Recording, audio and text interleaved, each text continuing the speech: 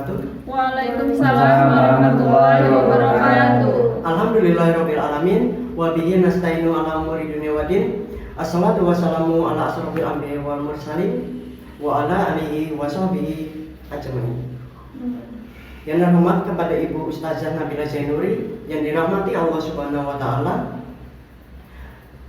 dan kepada jamaah pada hari ini yang semoga kita semua selalu dalam lindungan Allah Subhanahu wa taala. Islam adalah agama yang datang untuk menegakkan tauhid, yaitu mengesahkan Allah Subhanahu wa taala. Tetapi begitu banyak umat Islam yang tidak konsisten kepada tauhid. Mereka tidak lagi menyembah kepada Allah semata. Bahkan banyak di antara mereka yang berbuat syirik, menyembah kepada selain Allah, baik langsung maupun tak langsung, baik disengaja maupun tak disengaja.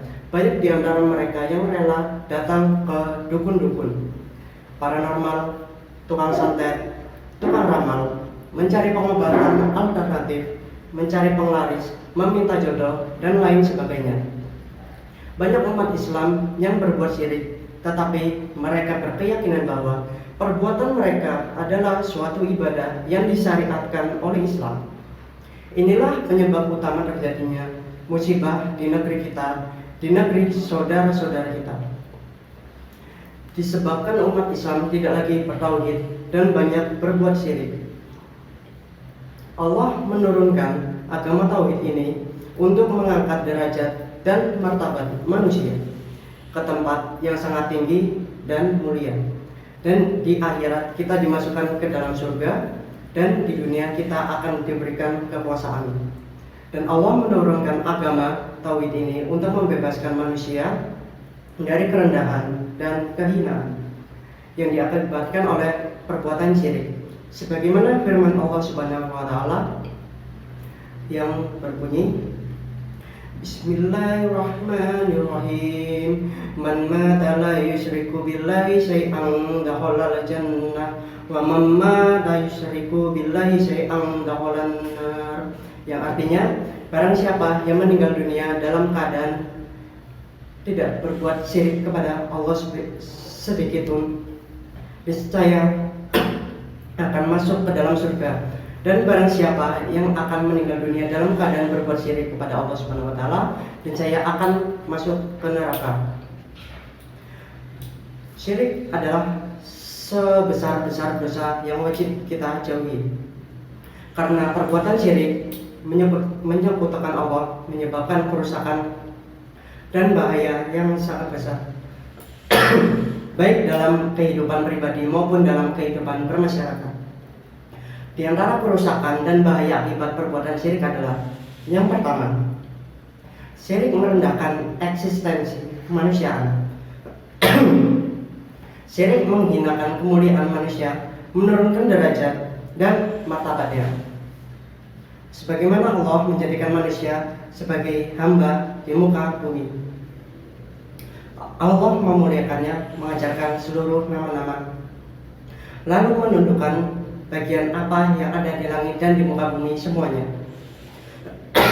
Allah telah menjadikan manusia sebagai penguasa jagat raya ini, tetapi kemudian ia tidak mengetahui derajat dan martabat dirinya. Lalu ia menjadikan sebagian dari makhluk Allah Subhanahu wa taala sebagai Tuhan dan sesembahan.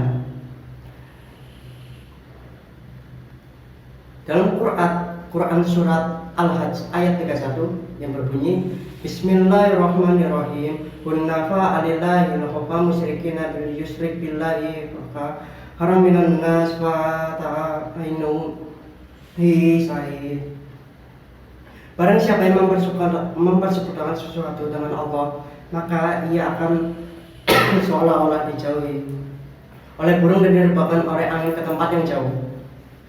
Kedua, syirik adalah sarang khurafat dan kebatilan dalam sebuah masyarakat yang akrab dengan perbuatan syirik.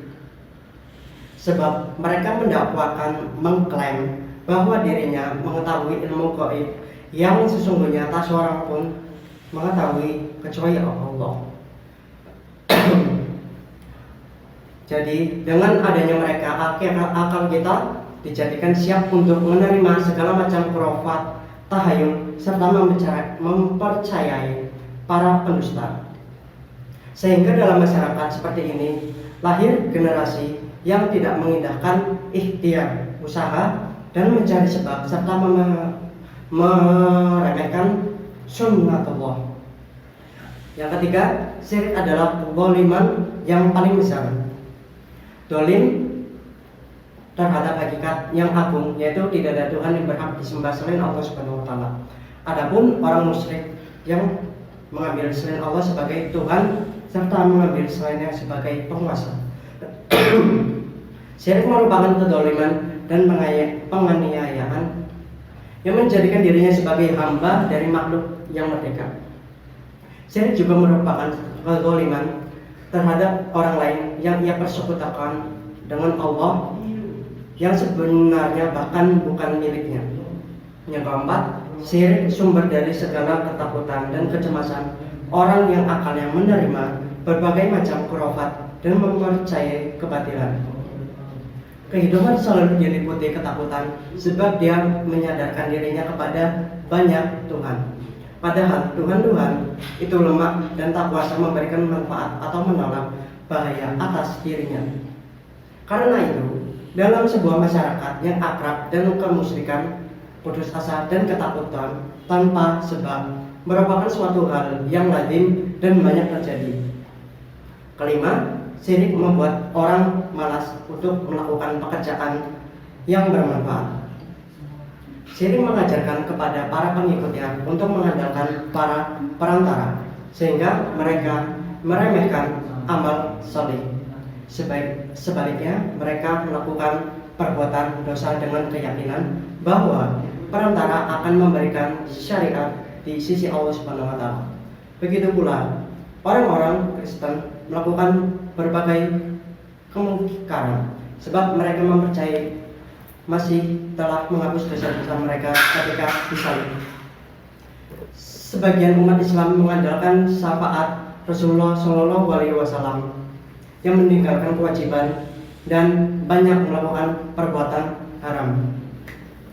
Keenam, syirik menyebabkan perilakunya kekal dalam neraka. Syirik menyebabkan kesia-siaan dan kehambaan di dunia, sedangkan di akhirat menyebabkan pelakunya kekal di dalam neraka. Itulah berbagai macam kerusakan dan bahaya yang menimbulkan perbuatan syirik. Yang jelas, syirik merupakan perbuatan turunnya derajat dan martabat manusia ke tempat paling hina, paling rendah. Karena itu, wahai hamba Allah Subhanahu wa taala yang beriman, marilah kita bertaubat atas segala perbuatan syirik yang telah kita perbuat, dan marilah kita peringatkan dan kita jauhkan masyarakat di sekitar kita yang berbuat syirik, agar kehinaan dan kerendahan yang menimpa umat Islam segera berakhir, agar kehinaan dan kerendahan umat Islam diganti menjadi yang lebih mulia. Demikianlah pesan dakwah yang dapat saya sampaikan. Kurang lebih saya mohon maaf kalau ada kata-kata yang bermanfaat, maka ambillah. Maka jika ada yang terdapat kesalahan maka jauhilah, karena kebenaran sesungguhnya hanyalah milik Allah Subhanahu wa taala. Terima kasih. Wassalamualaikum warahmatullahi wabarakatuh. Waalaikumsalam warahmatullahi wabarakatuh.